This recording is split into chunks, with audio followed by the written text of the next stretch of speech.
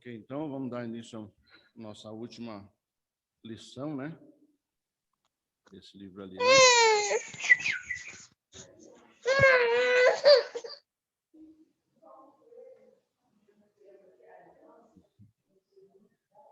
Então, irmãos, vamos dar início à nossa aula. Eu vou fazer uma oração antes da gente começar, ok?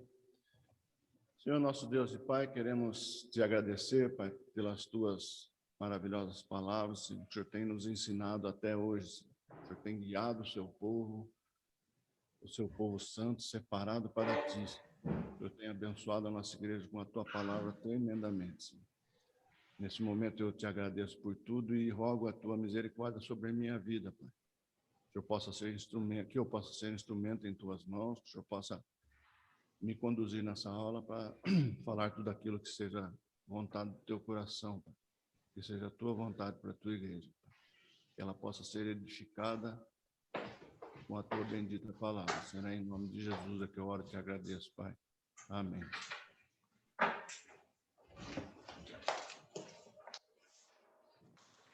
Você tirou a tela? Tirei.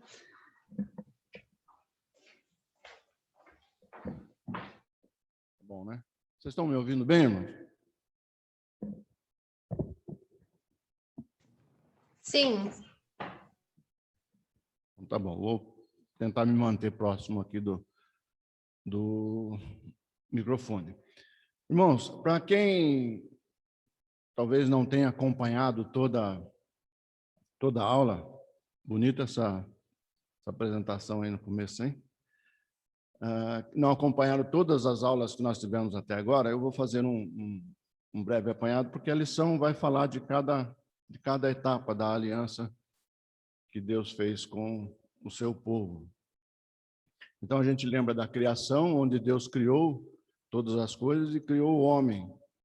E ele fez um pacto com o homem, né, que nós chamamos de pacto das obras, ou aliança da criação. Quando Deus... ele é chamado pacto das obras porque Adão, como um ser criado à imagem e semelhança de Deus, um ser perfeito, ele tinha condições de obedecer a Deus. Ele era puro, sem defeito, sem mácula. Então, Adão tinha condições de obedecer a Deus, por isso que é chamado pacto de obras. Deus deu uma ordem a Adão e Adão tinha condições de cumprir aquela ordem. Então, foi feito esse pacto de obras com o homem. E quando o homem não obedeceu, ele desobedeceu a Deus, ele caiu, Deus foi dado a ele um pacto da graça, onde ele já prometeu ali em Gênesis 3,15 o Messias, que reconciliaria o homem com Deus. Então, Deus prometeu. Lembramos que Deus, quando fala no texto lá de Gênesis, ele fala que se Adão desobedecesse, certamente morreria. Né? Então, o castigo pela desobediência é a morte. Nós sabemos que na Bíblia a morte eterna é a separação eterna de Deus. Deus diz para Adão, se você me obedecer, né, se você cumprir essa minha ordem aqui, ou seja, se você ter cumprir essa obra, você vai viver eternamente junto comigo, né, em comunhão com Deus. Mas como Adão desobedeceu, então ele era a morte eterna. Mas Deus ali, pela sua misericórdia, ele ofereceu um meio para qual Deus reconciliaria o homem consigo mesmo. Né? E ali em Gênesis 3,15 ele faz a promessa do Messias. Né? O pacto da graça, ele vem se desenvolvendo, né? Lembra que o autor da lição, ele deu um exemplo da semente. A semente, ela contém a árvore toda na semente, mas ela não está toda revelada ali, né? Então, cada momento da história ali que Deus vai se revelando ao homem através das suas alianças. Então, não é uma aliança para cada momento da revelação, mas sim ele vai revelando parte da aliança, daquela promessa que ele tinha feito lá do Messias que viria. Certo? Então, esse homem, ele vai recebendo a revelação de Deus ali. Adão já esperava a vinda do Messias, ele achava que o próprio filho dele que fosse nascer já seria esse Messias, né? Lembra que Deus deu a maldição à serpente ali, e ele diz para Eva que o seu descendente esmagaria a cabeça da serpente, e ela o feriria o calcanhar, né? Então, a serpente não teria essa amizade que, teoricamente, teria começado ali entre o homem e a serpente. Deus já quebra, botando inimizade ali entre a serpente, entre Satanás e o homem, a criação de Deus ali. Então, só esse apanhado para a gente poder enxergar o todo daquilo que nós aprendemos, né? E daquilo que é a história contada por Deus. Deus é o Senhor da história. Deus, ele criou todas as coisas, criou o homem, e ele providenciou um meio para o homem se reconciliar com ele, né? E ele vem conduzindo tudo isso para que chegue ao ponto que ele determinou, né? Ele, com a sua soberana vontade, Deus determinou todas as coisas. E a pergunta que nem todas as estradas levam a Roma, mas todos os caminhos levam à cruz. Todos acho que já conhecem esse ditado antigo, né? Todas as estradas, né? Era uma coisa criada há muitos anos atrás, que todas as estradas chegavam a Roma, né? Todos os caminhos levavam a Roma, né? Isso já foi desmentido há muito tempo. Mas todos os caminhos levam à cruz. Todos nós, todo o ser humano, toda a humanidade está ligada diretamente à cruz de Cristo. Nós sabemos que nós vamos nos achegar diante de Deus, né? Ou como salvos, né? Para recebermos ali a nossa coroa, ou vamos ser julgados por Deus por não crer no seu único Filho verdadeiro que nos traz a salvação. Então, todas as estradas levam a Roma. Não levam a Roma, né? Mas todos os caminhos levam à cruz. Irmão, a cruz é sinônimo de dificuldade, crise, né? De crítica, tudo que a gente pode imaginar nessa nossa caminhada cristã, essa falácia que é contada aí fora, né? Que você está em Cristo, você não vai ter mais dificuldade na vida, você vai viver uma vida tranquila, uma vida boa, como se Deus tivesse à sua disposição para te servir ali, né? Nós não vemos nada disso, né? A palavra cruz está relacionada diretamente às palavras dificuldade, crise e crítica. A cruz é o centro crítico de todas as coisas, do passado, do presente e do futuro. Então, a cruz ela é o centro de toda a humanidade. Toda a humanidade caminha e a cruz é o centro de tudo isso, né? Para se entender toda a sua plenitude, a cruz deve ser vista pela perspectiva da aliança.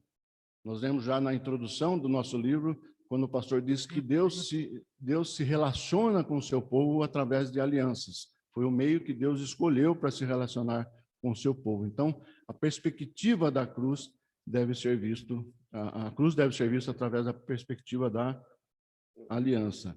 Então, a aliança ilumina a cruz, realçando a majestade e o poder de nosso Senhor Jesus Cristo. Então, todas as etapas, todas as alianças que Deus vai fazendo com o homem ali, de Noé, de Abraão, de Davi, ele vai mostrando e aquilo vai apontando sombra da nova aliança, sombra da cruz de Cristo, onde todas essas alianças, elas iluminam a cruz do nosso Senhor Jesus Cristo, né? Por que a cruz? Por que Jesus teve que morrer? Eu vou explicar daqui a pouco a respeito desse Anselmo. Não teria sido possível para Deus perdoar os homens sem a morte terrível de nosso Senhor Jesus Cristo? E se o homem permanecesse numa condição de honra de Deus? Se o homem permanecesse numa condição de caído, a honra de Deus sofreria prejuízo? Isso é uma pergunta que eu queria fazer para vocês e queria ver se vocês poderiam me ajudar nisso. O que vocês acham? Não teria sido possível para Deus perdoar os homens sem a morte do nosso Senhor?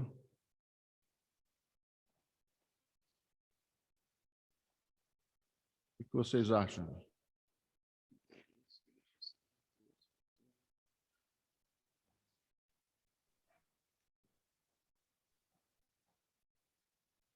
Pessoal aí do Zoom.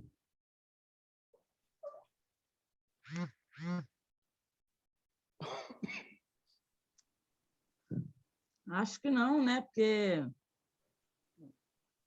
não, possível no nosso entendimento que nós somos humanos poderia, porque Deus pode todas as coisas, mas se ele não fez, porque certamente o melhor para nós teria ser da forma que foi, né? Vamos lembrar, temos que lembrar do que Deus disse a Adão, né? Certamente morrerás. Então, a morte do homem é que vai satisfazer a justiça de Deus. Deus deu uma ordem ali. Se você não cumprir essa ordem, o homem vai morrer. Isso nos ajuda a pensar nisso. Deus não pode negar a sua própria natureza, né? Então, por ser um Deus justo, ele não pode se contradizer e também, como é que eu vou dizer, mas comprometer sua própria justiça. Ele perdoaria a que custo, né? O perdão, ele tem um preço. Então, perdoar, mas sem alguém para expiar o que foi feito, o dano que foi feito, não seria coerente. Deus não... Pensamos que Deus ele é amor, mas Deus é justiça. Deus não pode voltar atrás da sua palavra. Quando ele diz uma coisa, aquilo vai se cumprir. Esse é um ponto. E se o homem permanecesse em uma condição de caído, a honra de Deus sofreria prejuízo? O que vocês acham? Eu acho que não. Com certeza não. Por quê, dona? Porque Deus é Deus, independente das circunstâncias. E eu não acompanhei a leitura do início da lição. Mas ainda tem muita impiedade. Tem muita impiedade, tem muito homem caído, né? E nem de por isso Deus deixou de ser Deus, e por isso que não será. Não sofreria prejuízo. Prejuízo é para o caído, para o rebelde, mas para Deus não. Isso aí. Então vamos ver o que Paulo diz aí. Romanos 9, 22. Lê para nós então, dona Ana. Romanos 9, capítulo 9, verso 22. Certo.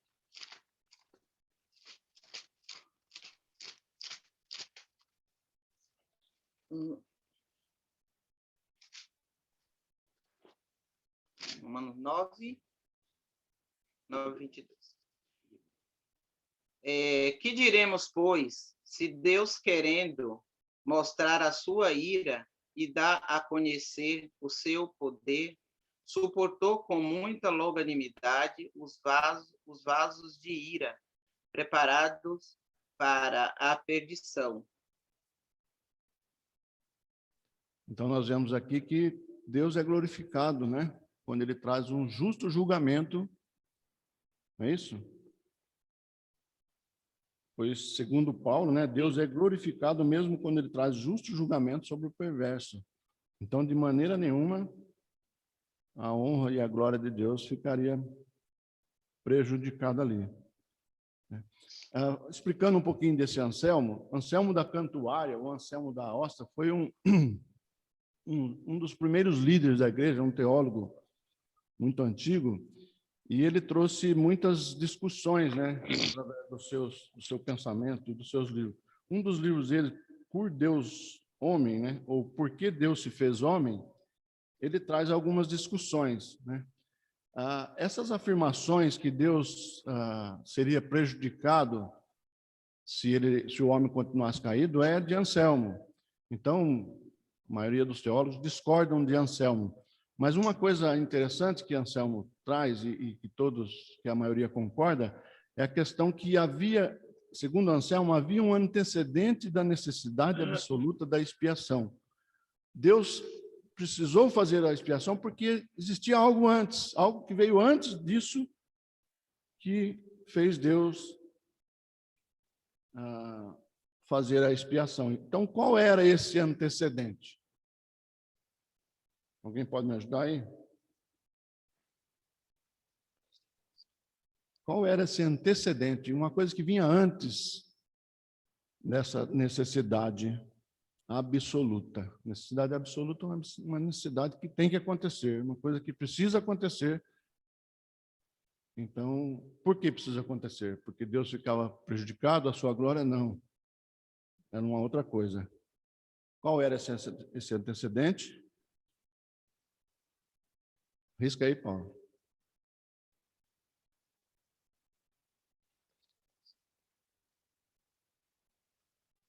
O compromisso de Deus na aliança de salvar os homens e mulheres pecadoras. Esse era o antecedente, né? Antecedente da necessidade absoluta. Deus necessitava de salvar o pecador, necessitava de oferecer um substituto para reconciliar o homem, porque ele tinha assumido um compromisso com o homem na aliança de salvar os homens. Então, isso é que Anselmo dizia, né? Um compromisso de sangue administrado soberanamente. Né? Vamos lembrar na aliança com Abraão, quando Deus manda matar os animais, ele faz um compromisso de sangue. Somente ele passa naquele corredor sangrento. Né? Ele assume as duas partes, tanto a dele como a do homem, ele providenciaria meios para ser cumpridos. Então, essa é a nossa pequena introdução, que nós vamos agora entrar em cada uma das fases da aliança. Né? A cruz no jardim. As palavras para a serpente no jardim unem a cruz e a aliança. Né? Quando Deus ali dá a promessa para Eva, para o homem, para Adão, ele diz que o descendente da mulher esmagaria a cabeça da serpente, e ela o feriria o calcanhar. Então, quando Satanás faz tudo para que Jesus ali, que o descendente da mulher morra, ele está cravando um golpe contra ele mesmo. A morte de Jesus sacramentaria a derrota de Satanás ali. Esse é o ponto ali na cruz, no jardim. Né? Jesus triunfou sobre os poderes satânicos em sua cruz. Quando Jesus morreu ali na cruz, cravando toda aquela condenação para o homem. Lembra que nós falamos no começo, para vocês pensarem na morte? Deus prometeu, certamente morrerás. Né? E na morte do homem encarnado, do Deus encarnado ali, do homem perfeito ali, ele é triunfado ali. Houve o triunfo de Jesus sobre Satanás. Né? Então, as palavras para a serpente no jardim unem a cruz e a aliança. Satanás podia ferir com um poderoso golpe o Salvador nascido de mulher, mas ao lançar seu golpe esmagador, o próprio Satanás receberia um golpe mortal na cabeça. Jesus finalmente fez uma clara exibição de seu triunfo sobre os poderes satânicos em sua cruz. Alguém pode abrir para mim Colossenses 2, versos 14 e 15?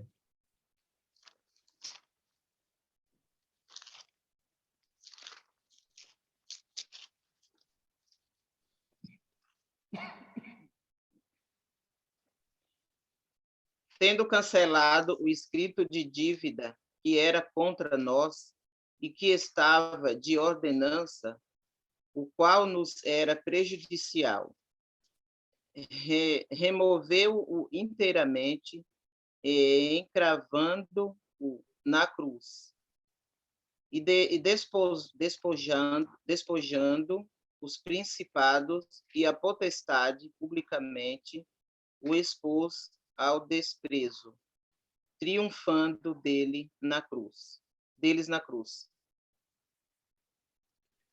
Então, toda a maldade de Satanás, né? Toda a sua malícia demonstrada ali no jardim, né? Quando ele engana, né? A Eva ali. Engana é um termo. Ela não foi enganada, ela sabia o que ela queria. O Adão também sabia. Mas ali naquele momento, a gente percebe hoje toda essa maldade, tudo isso que existe no mundo, como o autor diz aqui, né? Toda injustiça cometida no mundo pelos poderes de governo, negócios ou sociedade deriva sua inspiração de Satanás. Todavia, a cruz de Cristo quebrou a força desses poderes, né?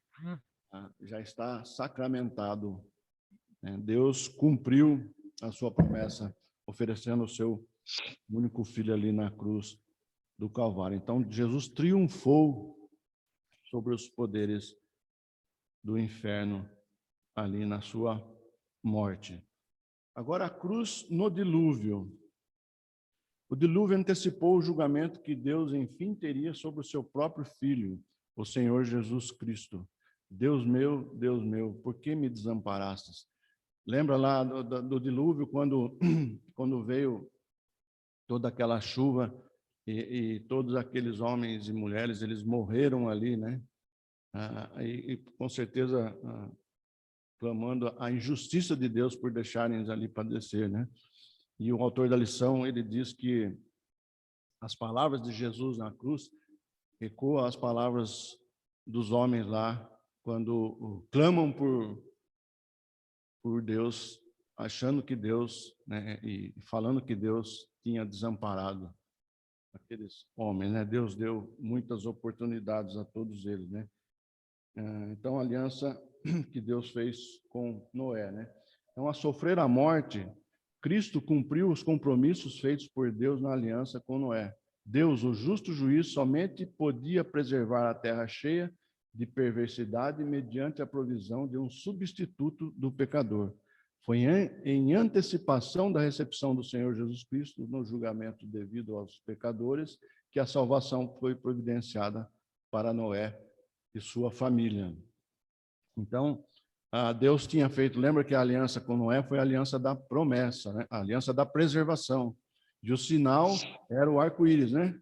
Deus prometeu, né? Deus fez aquele compromisso ali que nunca mais ele destruiria a terra. E como é que ele preservaria a terra com toda essa maldade? Porque nós vemos logo em seguida ao dilúvio, né? Na própria família de Noé, a gente já vê a maldade presente ali, né? E essa maldade sendo perpetuada pelos homens ali. E como é que Deus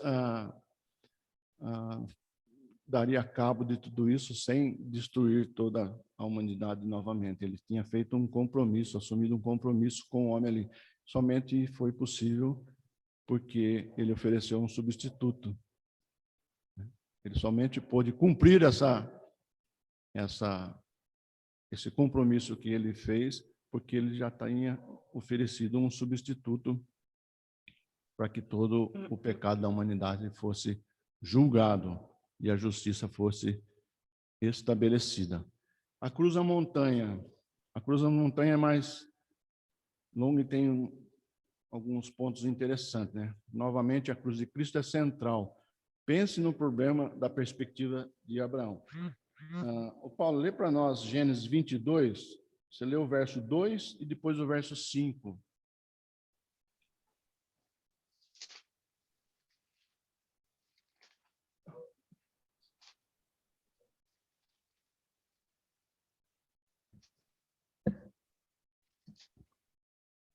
Acho que é melhor, né? –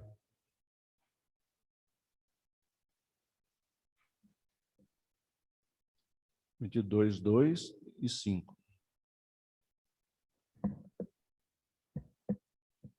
Acrescentou Deus: toma teu filho, teu único filho, Isaque, a quem amas, e vai à terra de Moriá. Oferece-o ali em holocausto, sobre um dos montes que eu te mostrarei.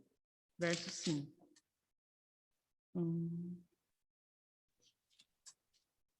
Então disse a seus servos: esperai aqui com um jumento, e eu e o rapaz iremos até lá, e havendo adorado, voltaremos para junto de vós. Então, vamos pensar assim, um pouquinho como Abraão, né? Deus tinha dado a promessa de um filho a Abraão. Deus disse que faria dele uma grande nação. E a Isaac era o filho da promessa, né? Abraão tentou antecipar, né?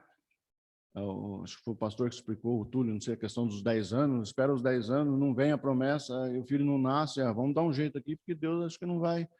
E aí ele teve um filho com Agar, e Deus falou, esse não é o filho da promessa, o seu filho é outro. E aí quando nasce Isaac, o filho da promessa, e aí Deus pede que Abraão sacrifique o seu próprio filho. Depois nós vamos ver no livro de Hebreus, o autor de Hebreus dizendo que Abraão sabia que Deus poderia até ressuscitar o seu filho, porque Deus tinha feito uma promessa e Deus não podia mentir. Então Abraão tinha certeza. Quando Abraão vai em obediência a Deus, ele vai para um monte que Deus ordenou, caminhada de 3 dias, ele chega no Monte Moriá, e ali ele fala para os seus servos, vocês aguardam aqui que eu vou lá com o menino, mas nós voltaremos. Abraão tinha certeza que Deus ia providenciar alguma coisa, porque ele sabia da promessa que Deus tinha feito. Deus não podia mentir, né? E no caminho, quando ele vai indo, o menino fala, pai, nós temos o cutelo, nós temos a lenha, mas cadê o cordeiro? Cadê o sacrifício? Né?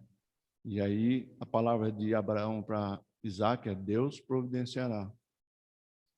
Então, pensando em toda essa história. Então, no Gênesis 22, nós vemos Abraão ali. Depois nós temos a Davi, em 1 Crônicas 21.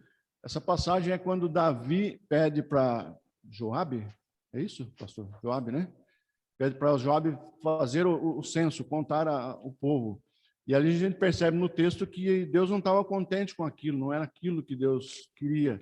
Davi estava meio presunçoso na sua liderança ali, uma certa arrogância, e Deus estava descontente com Davi, e Davi manda levantar o censo, e Joabe também, percebendo que aquilo não tinha propósito, tenta persuadir o rei a não fazer aquilo, e o rei não, vai e faz aquilo, e depois a gente vê Deus se irando contra Davi, e Deus oferece 3 opções, ele dá 3 opções para Davi ali. Olha, eu vou punir você pela desobediência, porque a aliança que Deus tinha feito com Davi,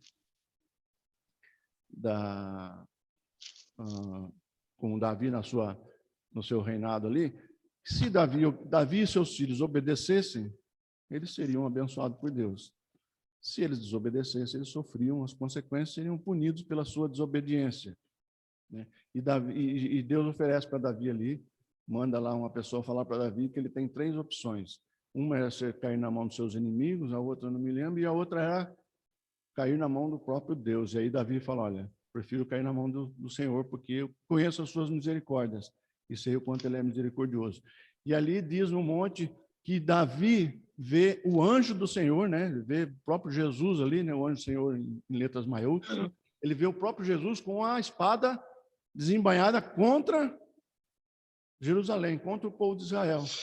E ali Davi cai em si e ele pede para Deus ter misericórdia, que quem tinha pecado era ele e não o povo.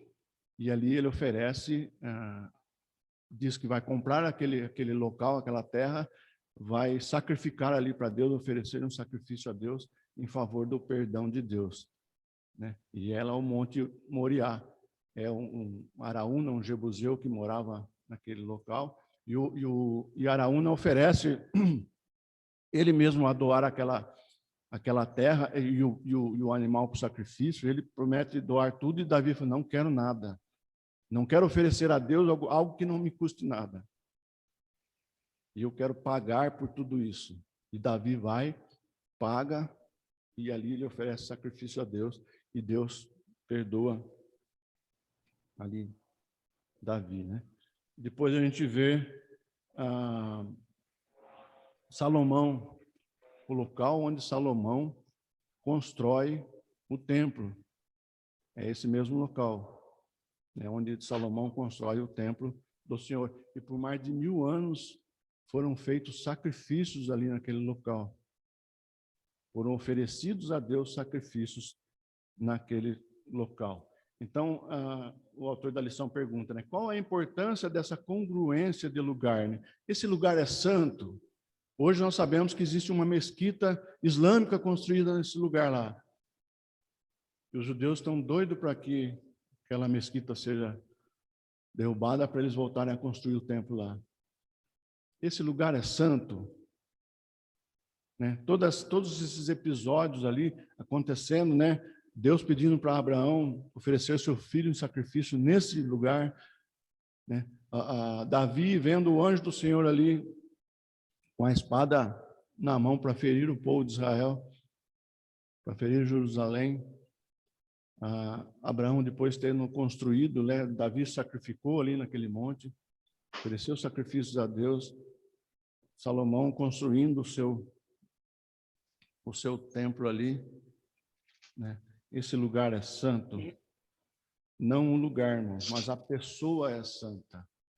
Aquilo que apontava, Jesus chega a dizer que Abraão, quando ele vai sacrificar seu filho, ele viu o seu dia, ele enxergou o dia do Senhor ali, e ele se alegrou por saber que Deus estava cumprindo a promessa dele, a aliança que ele tinha feito com Adão lá já no passado, de providenciar um Salvador. Lembrando que nós aprendemos até hoje, todas as alianças do passado eram sombra daquilo que Jesus ia fazer na cruz do Calvário, a sua morte na cruz do Calvário. Era sombra, por isso que nós lemos que a aliança, ela ilumina a cruz, ela joga a luz para a cruz, e ali Deus vai desvendando o mistério da cruz, né, onde o seu próprio filho seria entregue, o Cordeiro de Deus. E depois nós vamos ver que Jesus vai naquele monte e ali ele puxa para ele ser o Cordeiro de Deus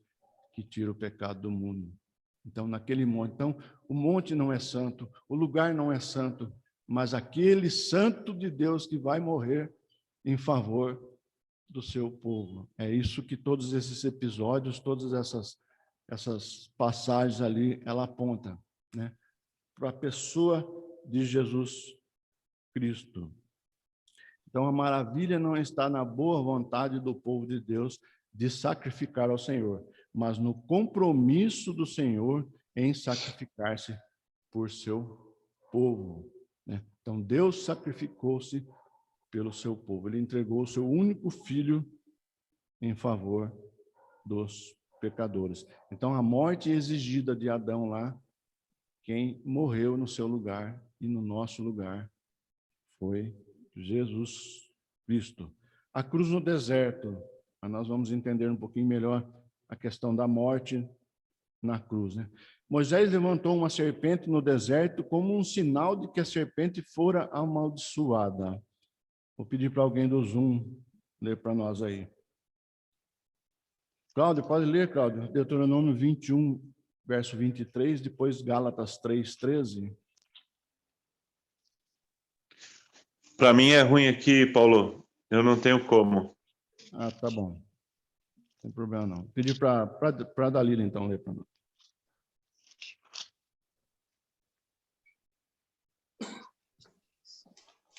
Deuteronômio 21, 23. O seu cadáver não permanecerá no madeiro durante a noite, mas certamente o enterrarás no mesmo dia, porquanto o que for pendurado no madeiro é maldito de Deus. Assim não contaminarás a terra que o Senhor teu Deus te dá em herança.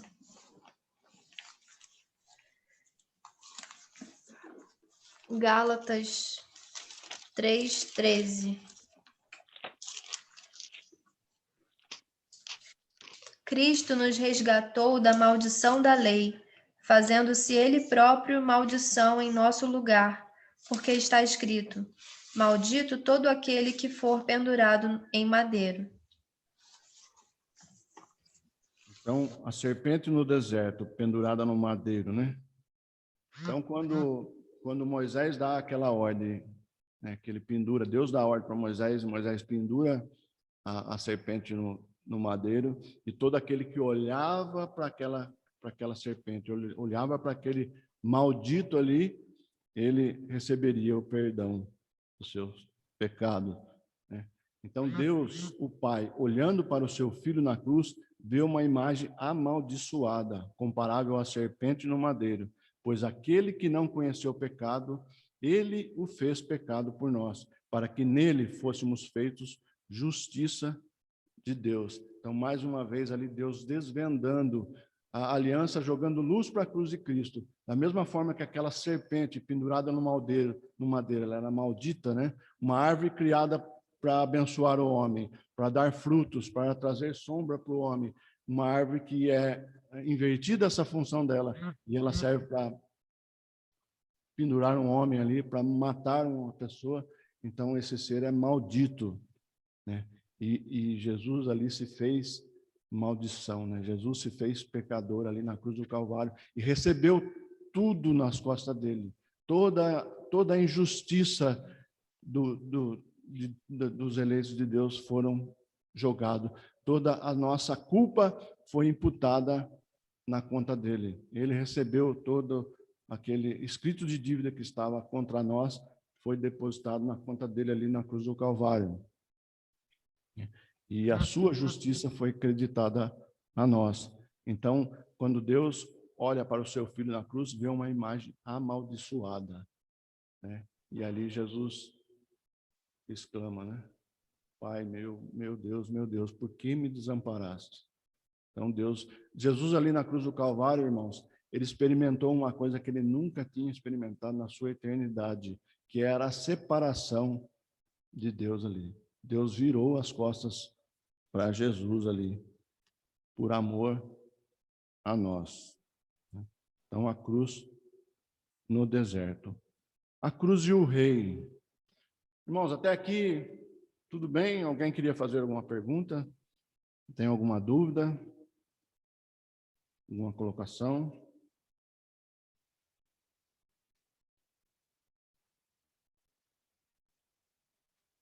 O pastor queria comentar alguma coisa? Túlio?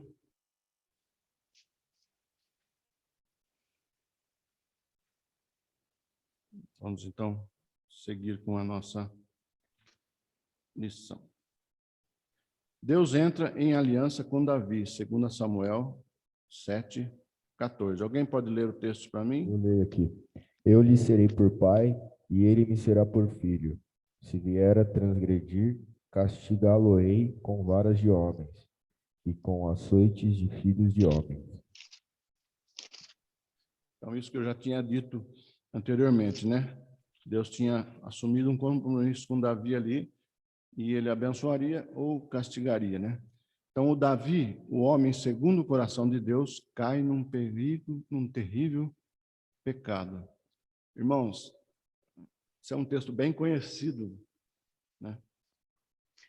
E já foi muito pregado na igreja, e nós já ouvimos muitas pregações, muitas explicações a respeito desse texto. Mas toda vez que você volta nesse texto e você lê esse texto, você percebe que horrível que é. Como é que um homem crente, um homem segundo o coração de Deus, poderia cometer todas aquelas coisas? Primeiro começa na sua ociosidade, né? Ele não vai para a guerra, ele deixa os seus comandados lá. Ele não quer ficar de boa aqui, né? Enquanto os caras estão morrendo na guerra lá, ele está de boa no seu palácio, né? Mente vazia.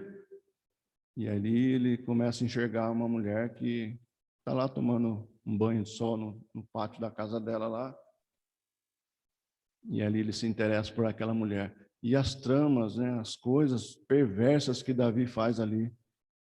Ele manda buscar essa mulher, ele cobiçou a mulher do outro, ele manda buscar essa mulher, depois ele trama a própria morte do marido dela. Ele tenta fazer com que o marido se deite com ela, para a culpa não cair nele. Depois ele não conseguiu êxito, porque o marido dela foi mais fiel que ele não admitia passar uma noite em casa com a sua esposa, sabendo que os seus comandados estavam lá na guerra. Ele dorme na rua para não entrar em casa. Davi, percebendo que não obteve êxito, ele trama a morte de Urias. Ele joga Urias no fronte da batalha e trama a própria morte. Depois de Urias morto, ele traz a mulher de Urias para dentro da sua casa. É a mulher grávida, nasce o filho, e Deus cumpre a sua promessa: esse filho vai morrer, porque você me desobedeceu. É interessante quando o profeta Natan chega com Davi ali, e ele questiona Davi, né? Davi com toda a sua autoridade, e ele conta a história de uma pessoa que traz convidados na sua casa e em vez de matar um animal do seu rebanho, que era muito grande, ele mata um animal de uma pessoa que só tinha um. Davi, o que esse cara merece? Davi, com toda a sua autoridade, esse cara merece a morte. E ali Natan vira para ele e fala: esse homem é você. Deus está mandando dizer para você que esse homem é você. E no mesmo instante ali, Davi se desmonta, né? Davi caindo em si, reconhecendo o seu pecado, ele se arrepende diante de Deus ali. Então, um homem, por isso que o apóstolo Paulo diz que aquele está de pé, tome cuidado para que não caia. Todos nós estamos sujeitos, vigiai e orai. Todos nós estamos sujeitos de cair, de pecarmos contra Deus, né? Então, de acordo com as provisões da aliança de Deus, Davi recebe a bênção do perdão juntamente com o castigo do Senhor. Ainda que rei, ele será disciplinado pelo seu pecado durante o restante da sua vida. Todavia, durante todos aqueles anos de tragédia e sofrimento, ele foi capaz de escrever salmo após salmo, louvando e agradecendo a Deus. Nós já vimos no episódio lá de 1 Crônicas 21, quando ele opta por cair na mão do Senhor, porque ele reconhece a misericórdia de Deus, porque Deus é misericordioso. Prefiro cair na mão do Deus Altíssimo do que cair na mão dos meus inimigos, porque eu conheço a misericórdia de Deus. E Davi perde o seu filho, né? O filho é morto ali, o filho de Batseba esperava. Depois vem o filho do concerto, que é Salomão, né, da reconciliação ali. Mas Davi sofre muito na sua vida, né? As coisas que aconteceram com Davi são terríveis. Né? Um incesto dentro da família, seu próprio filho querendo matá-lo, né? O filho com a irmã, depois o próprio filho querendo matá-lo. Então, Davi foi um homem segundo o coração de Deus, mas um homem que errou muito. Errou muito, principalmente na educação dos seus filhos. Um homem crente, mas que não soube educar seus filhos. E ele sofreu muito. E todo esse sofrimento na vida toda de Davi, né? Deus não permitiu que Davi nem construísse o templo. Você é homem de guerra, o sangue está nas suas mãos, você não vai construir o templo. Salomão vai ser o construtor do templo. Em toda essa vida de sofrimento que Davi teve, Davi escreveu salmos maravilhosos, onde ele exalta a Deus ali, onde ele louva a Deus nos seus salmos. O Salmo 39, o Salmo 51, quando ele se coloca ali contrito diante de Deus ali, é maravilhoso, né? Onde ele busca o perdão de Deus ali. E por que isso, né? Como isso é possível? E aí nós vamos fazer uma breve reflexão aqui para nossas vidas, né? Sabemos que todos aqueles que desejam e querem viver piedosamente nesse mundo vai sofrer. Como nós vimos no começo da aula, né? Cruz é sinônimo de crise, sofrimento, de crítica. Então, eu queria ouvir os irmãos agora. Como isso é possível? Um homem passar por tantas dores na vida, por tanto sofrimento, e com tudo isso louvar e engrandecer a seu Deus. Ou nós somos daquelas pessoas que ficam murmurando toda vez que passa por uma dificuldade.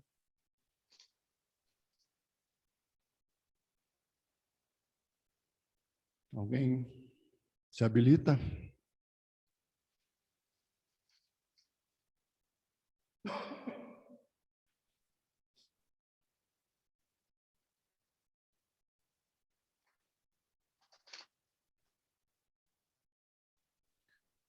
Você não quer falar aqui que eu não estou ouvindo direito. Aí o pessoal de casa ouve também.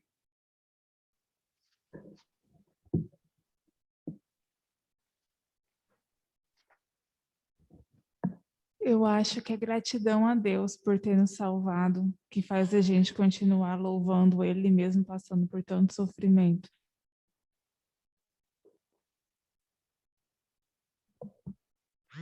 Tem mais alguém que queria dizer alguma coisa?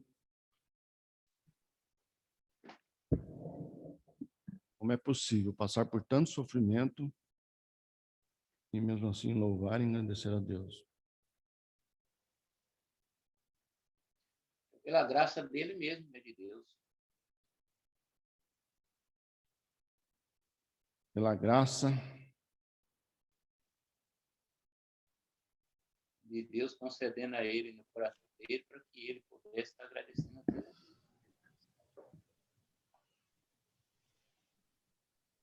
O Rogério colocou uma resposta aqui, ó. Querem que eu leia?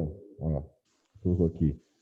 Quando se tem um relacionamento íntimo com Deus, como era com o de Davi, isso nos faz olhar mais para a grandeza e bondade de Deus do que para o sofrimento.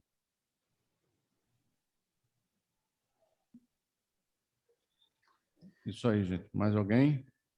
Paulo, uma das coisas que me chama muito a atenção e me faz refletir muito a Davi e a toda a Escritura é quando a gente vai num velório de um crente e num velório de um católico. Então a gente vê que o crente, ainda em meio a dores, ainda em meio a sofrimento, o crente tem alegria, o crente se alegra, porque a nossa alegria não depende da circunstância em que vivemos. Está no Deus em quem a gente serve. Então, isso me faz refletir bastante sobre esse texto que você pregou hoje e sobre toda a escritura que a gente tem por meio de fé e de prática, né?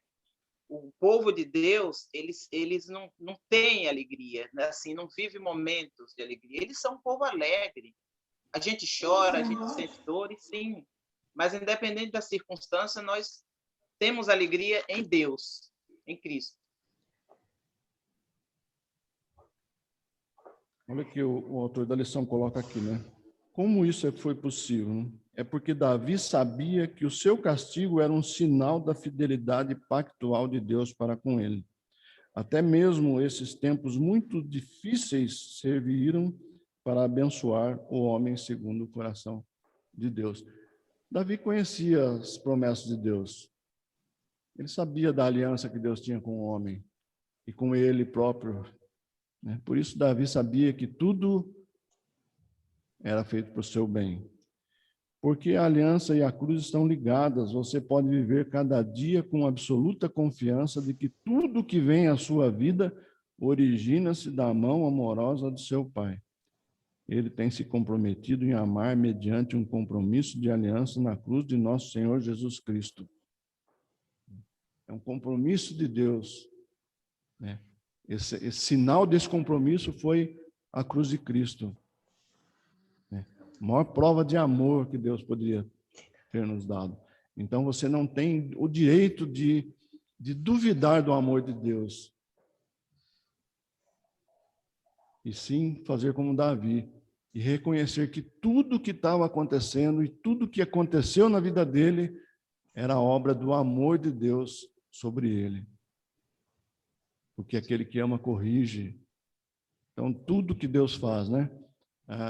Sempre quando a gente vê alguma coisa difícil acontecendo, né? Um consolo que a gente tem para nós mesmos e consolamos aos nossos irmãos, é dizer que tudo que acontece tem dois motivos. Ou é para a glória de Deus, em primeiro lugar, e em segundo lugar, para o nosso bem.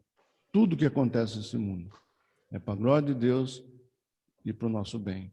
Então, essa é a certeza que Davi tinha. Por isso que Davi pôde escrever esses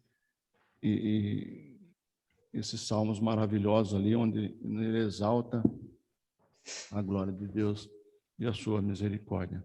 Paulo, Oi, Edi.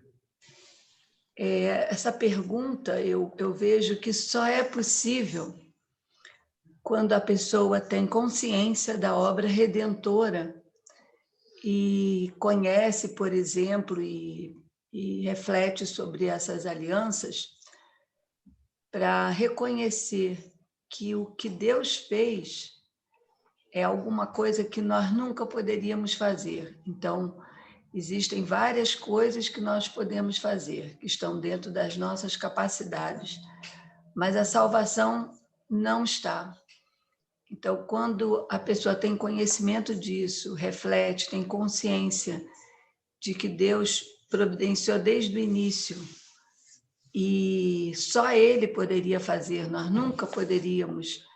Então, é possível estar bem, estar feliz, mesmo com circunstâncias adversas, porque a obra redentora é alguma coisa muito maior do que o momento, do que esse tempo que nós estamos vivendo aqui na Terra.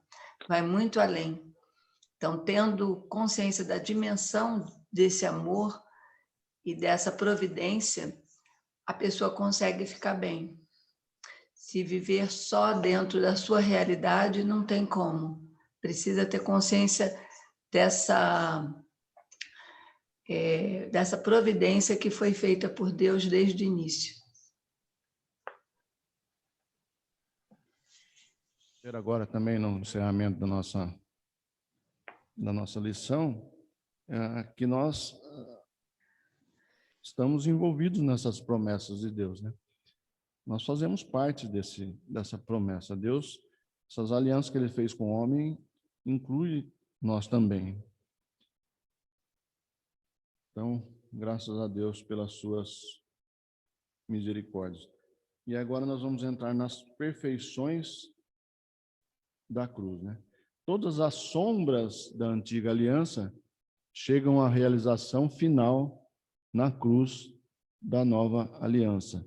Então, tudo aquilo que Deus tinha revelado no passado, as suas alianças com o homem, desde Adão, Noé, Abraão, Davi, tudo aquilo era sombra da nova aliança. Tudo aquilo apontava, iluminava a majestade da cruz de Cristo, o seu sacrifício ali na cruz do Calvário. E a cruz de Cristo deve ser o centro de toda a nossa vida. Gálatas 2, de 19 a 20 e Gálatas 6, 14.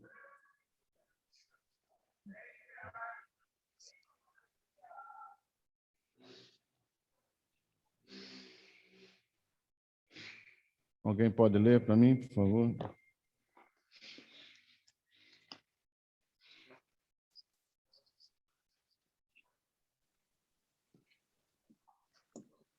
Porque eu, mediante a própria lei, morri para a lei, a fim de viver para Deus, estou crucificado com Cristo. Gálatas 2:19.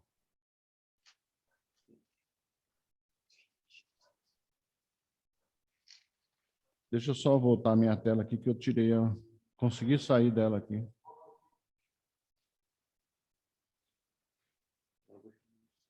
Eu fui tentar ver todos que estavam no Zoom aqui, acabei... É o 20 também, Felipe.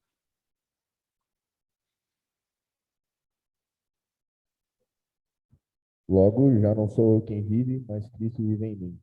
E esse viver que agora tenho na carne, vivo pela fé no Filho de Deus, que me amou e a si mesmo se entregou por mim.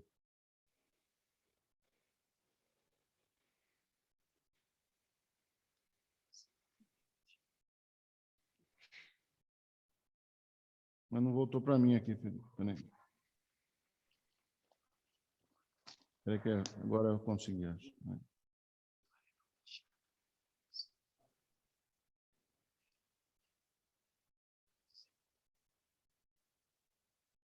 Isso. Um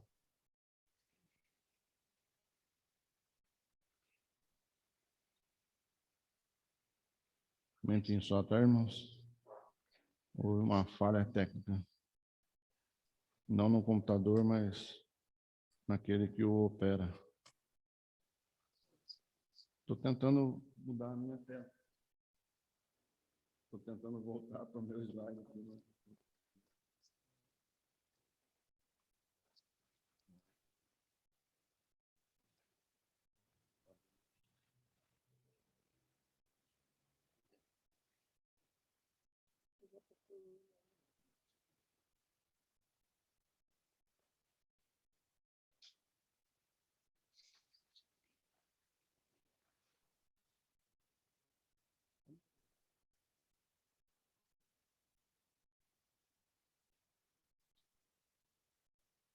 Muito obrigado. Ainda bem que nós somos bem assessorados aqui. Então, a cruz de Cristo deve ser... agora, Gálatas 6,14. Alguém já leu? Você leu o 19 e o 20 do capítulo 2 e o 6,14 você leu também, filho? Então, lê para nós, só, por favor.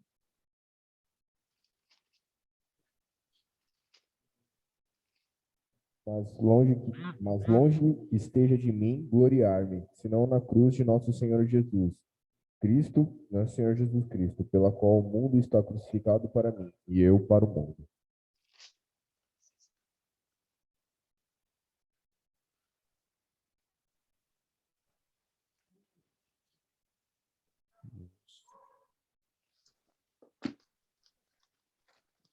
Então, eu vou ler novamente, que eu me perdi aqui. Porque eu, mediante a própria lei, morri para a lei, a fim de viver para Deus. Estou crucificado com Cristo, logo já não sou eu quem vive, mas Cristo vive em mim.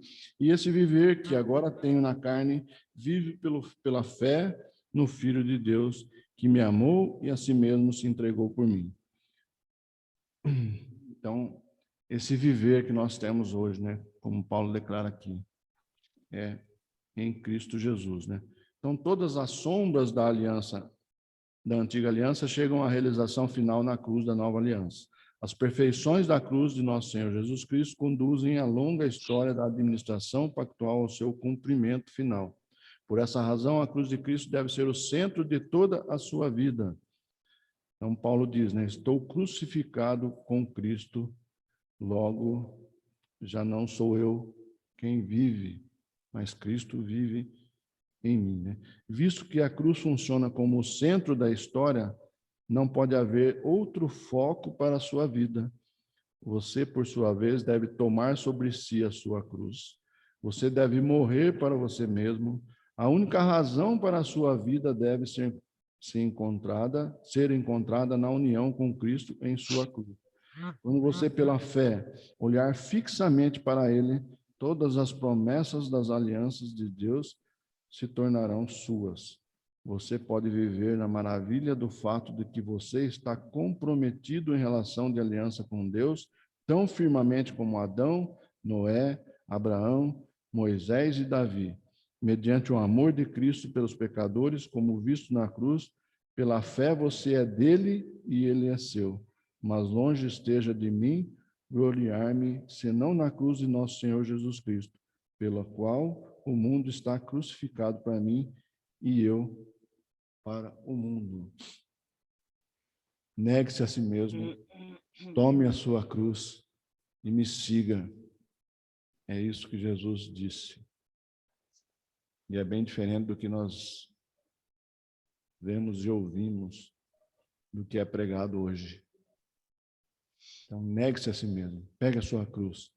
Olhe firmemente para aquele que entregou a sua própria vida por você na cruz do Calvário. Você faz parte dessa aliança. Nós fazemos parte dessa aliança com Deus. Essa aliança feita com Noé, com Abraão, né, com Davi, nós fazemos parte, nós estamos inseridos nessa aliança e nessa promessa. Ok, meus irmãos? Tem algumas perguntinhas no final aqui. Nós vamos ter um tempo para discussão, mas muitas delas nós já discutimos, né? A primeira é: por que Cristo teve de morrer? Deus não poderia simplesmente ter perdoado os pecados do homem? Né? A necessidade da morte do homem, né? Lembra que Paulo explica lá em Romanos? Por um só homem entrou o pecado no mundo, por um só homem veio a reconciliação. Da mesma forma que nós somos culpados em Adão, Adão é nosso representante federal, né? O pecado de Adão é imputado a nós, nós herdamos essa corrupção de Adão. Eu nasci na iniquidade e em pecado me concebeu a minha mãe. Todos nós nascemos pecadores e todos nós necessitamos de reconciliação. E Deus providenciou essa reconciliação através da morte do próprio homem. O homem cumpriu todas as exigências da aliança feita com Adão lá. O primeiro Adão pecou, caiu, mas o segundo Adão cumpriu todas as exigências da lei. Ele satisfez a justiça de Deus, cumprindo toda a lei. E ele sendo morto, um inocente pagando a dívida de um pecador. Somente poderia ser o próprio Deus como substituto, o próprio Deus encarnado poderia substituir ao homem na cruz do Calvário. Então, o homem cumprindo todas as exigências. Nós vemos claramente ali no estudo de Marcos, nós estamos fazendo, Jesus ali assumindo a sua relação, né, a sua intimidade ali e o seu propósito, quando ele vai lá para ser batizado, né, quando ele se coloca na condição de homem e ele vai ser ali levado para o sacrifício, né? Então, ele assumindo a sua natureza humana ali, reconhecendo, né? Por que você precisa ser batizado? Para que se cumpra aquilo que está escrito, né? Jesus não precisava se arrepender de nada, ele não tinha pecado. E o homem ali, o Deus encarnado, ele satisfez a justiça de Deus e morreu pelos nossos pecados. Então, liste os modos nos quais a cruz de Cristo é central em cada fase da aliança da redenção. Alguém queria falar alguma coisa nesse sentido aí?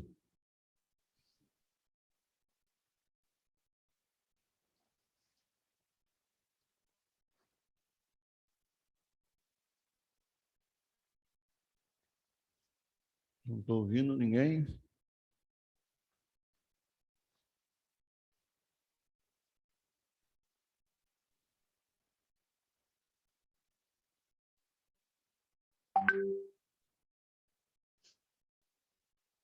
Nada a declarar. Então, vamos pular para a próxima pergunta, né? Então, liste os modos nos quais a cruz de Cristo é central em cada fase da aliança. Cada fase da aliança aponta para a cruz de Cristo, né? Ela joga a luz e revela mais um ponto de que forma Deus reconduziria o seu povo.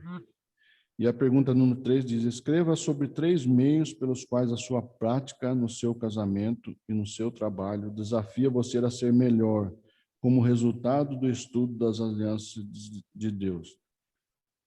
Como é que esse estudo sobre as alianças de Deus faz com que você se torne melhor no seu trabalho, no seu casamento?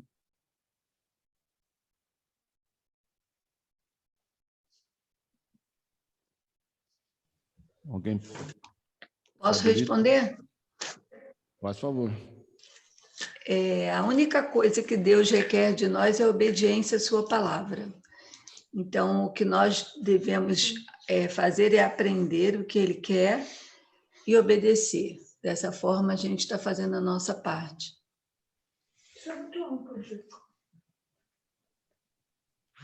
Mais alguém?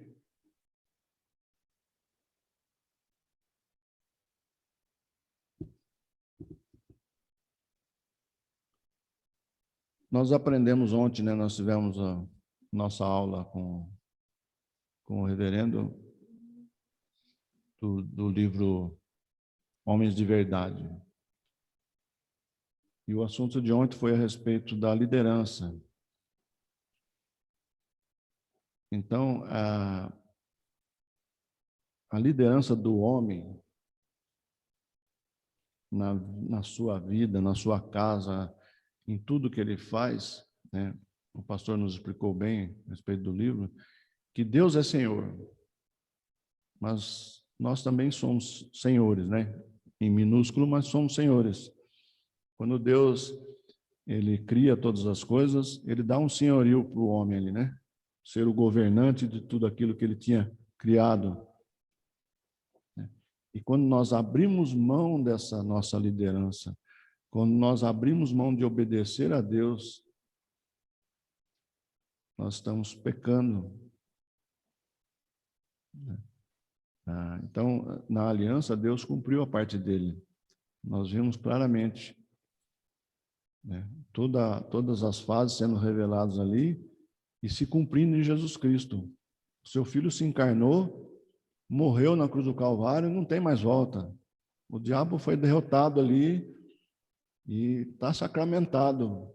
Essa nossa salvação ninguém tira de nós, porque Deus cumpriu a parte dele. Eu acho que esse é o ponto para nós aqui. Deus foi fiel e justo e cumpriu cada detalhe da sua promessa, inclusive a nossa parte. Mas tem uma parte que ele requer de nós, que é a obediência, que é andarmos segundo os seus preceitos. Isso é o mínimo que nós podemos fazer. É obedecer a Deus em tudo.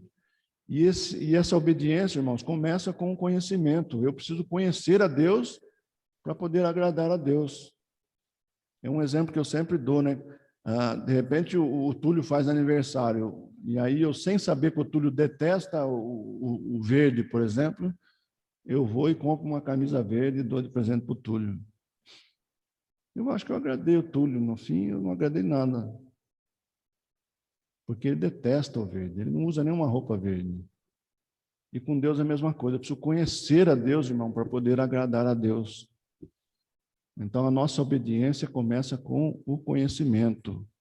Nós temos que buscar esse conhecimento diante de Deus. Isso é a nossa parte na aliança. A nossa parte na aliança é obedecer a Deus e andar segundo os seus propósitos, né? Lembra do catecismo? Qual é o fim principal do homem? Glorificar a Deus e gozá-lo eternamente. Às vezes você pode achar, não, a principal função do homem aqui é pregar o evangelho, certo? Mas a principal que vem antes disso é glorificar a Deus. E uma das formas que você glorifica a Deus é pregando o evangelho, porque foi isso que ele ordenou você fazer. Mas toda a sua vida glorifica a Deus. Então eu tenho que viver para a glória de Deus, seja no meu trabalho, seja na minha casa. Então quando eu abro mão dessa liderança, eu estou pecando e não estou fazendo a minha parte na aliança. Esse é o ponto. Ô Paulo, eu posso complementar o que eu tinha falado? Pode falar, Dica. Porque eu pensei que, de repente, pode ter ficado muito vago, né? A ideia seria, Deus falou que ele falou para a gente, vocês me amam, vocês têm que fazer a minha vontade. Vocês querem fazer alguma coisa para mim? Faça para os pequeninos. Então, a forma que a gente tem de glorificar Deus é sabendo a vontade dele, conhecendo a vontade dele e praticando isso nos relacionamentos.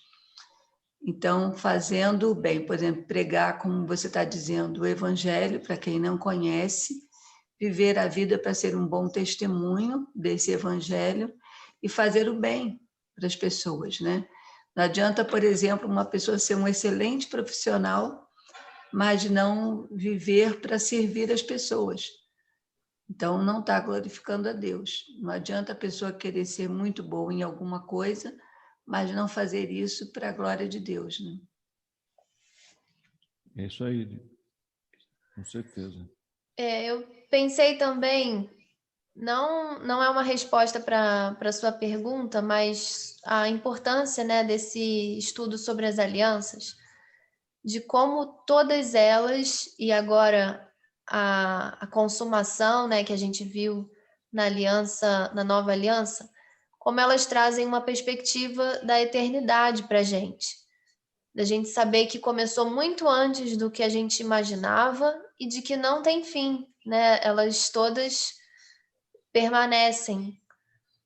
A gente vive muitas vezes com o foco nas coisas do aqui e do agora. E quando a gente lembra das alianças, quando a gente passa a ter esse conhecimento das promessas de Deus, a nossa perspectiva muda, né? E isso vai afetar também a nossa forma de viver.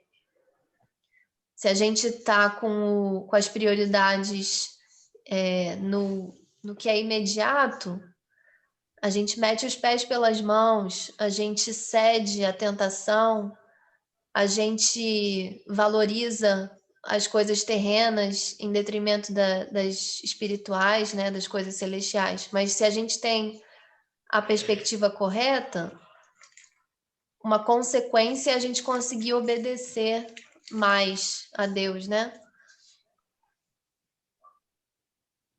Isso. Em tudo, né? Todas as escolhas da nossa vida têm que ser feitas com o propósito de glorificar a Deus. Se eu tenho condições de ser uma pessoa melhor no trabalho, eu digo assim, melhor até profissionalmente, eu tenho que buscar isso.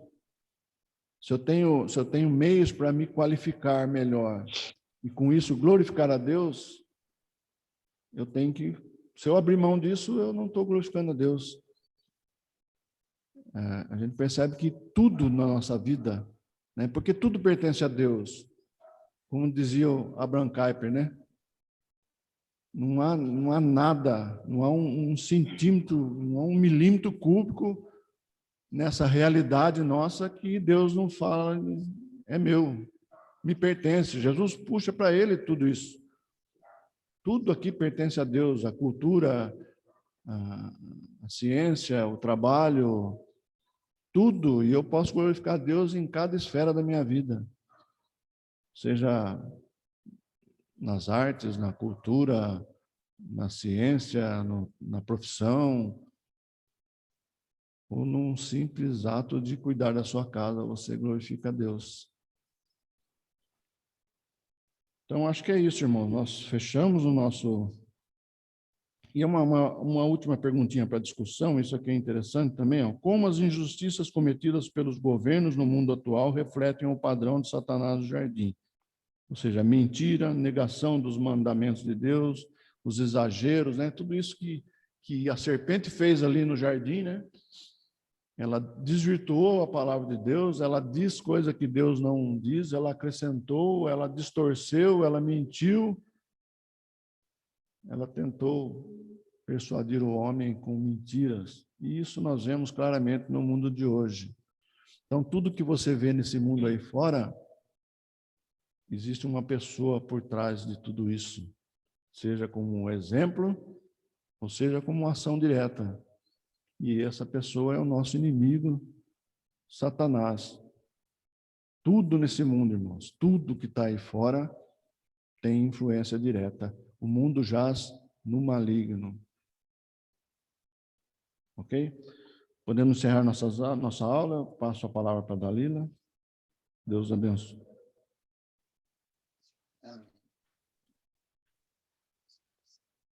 Espera aí, então, deixa eu tirar o slide daqui.